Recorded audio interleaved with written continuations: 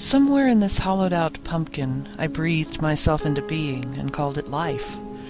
It's all just a grand cotillion thrown by the gods to mock our existence.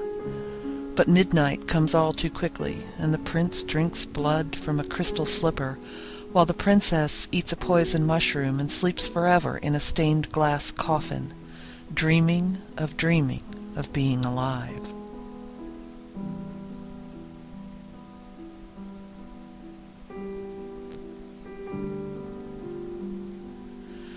Vampire sentinels stand watch over the little pet cemetery where my old familiars lie dead, victims of time's treachery.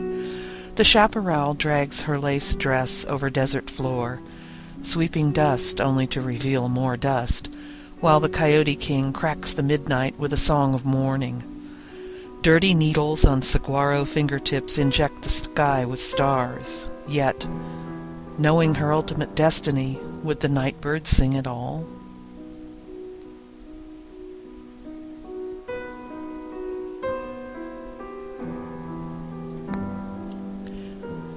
The candelabra stands dark, grieving the passage of time with hardened wax tears collected in scarlet rivers.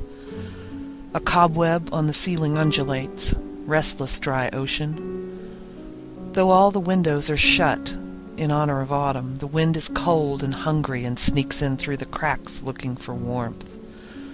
Plastic pumpkins and velvet vampires watch the circus unfold, secretly wondering what will become of them when the mortal who placed them on the shelf joins the gathering dust.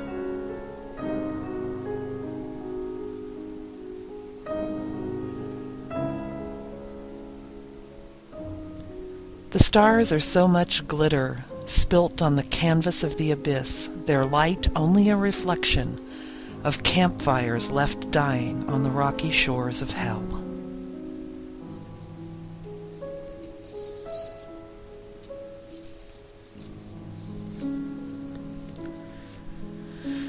Somewhere on the road to 3 a.m., I met a man with a pocket full of stars, some falling through the holes in his clothes to leave a trail I followed. The journey dead-ended at a ruin beside the road, where wind devils and lightning bolts converged, just to dust time from the shoulders of stone statues.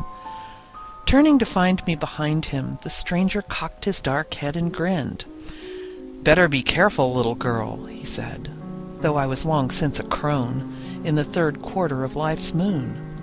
"I can make you immortal with a thought and trap you here with me inside this dream of the night that never ends." His eyes were lost comets, his outstretched hand a pharaoh's tombstone, his voice a stream of hieroglyphs etched on the black fabric of magic. "Then think fondly of me forever," I whispered, and closed my mortal eyes just before he leapt.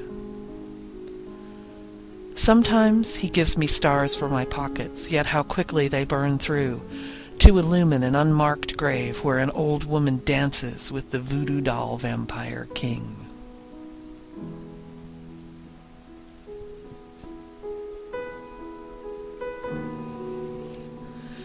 Meteors shower the night, iron, sugar, nickel, salt. Am I only death's dinner, seasoned inside this mortal shell, tenderized by stardust?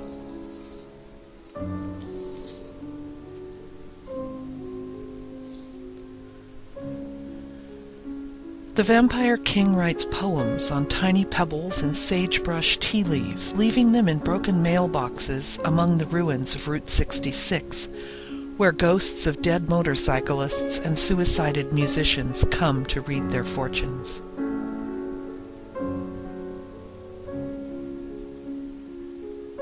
There's a black crayon melting to form a pool of night. Thick as honey, hot as blood, it closes over me like a coffin lid, and I am swimming in a finger painting, still wet on the walls of hell.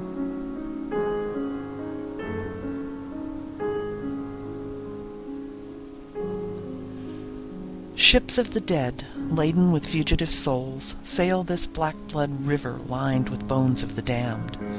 You captain the fleet from the bow of Marie Celeste, your shirt a tattered silk sail, the feather in your hat plucked from Lucifer's wing. You tell me the journey has no destination except the reflection always changing in my eye.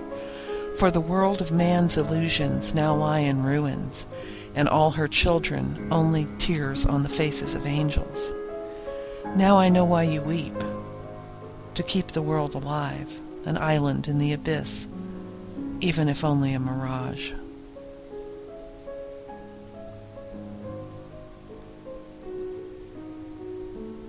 There's an angel hiding by the woodpile in the guise of a fallen mop, and the bones spell a warning that winter is coming early November. Brittle nettles, tall grass blown brown, shadows tangling in Celtic knots to tie the world together. These are the spirits I summon. This is the season of fog, and blood on the thorns of roses, dusk in Dragon Fairy Vampire Land, paintings on the devil's inner eye.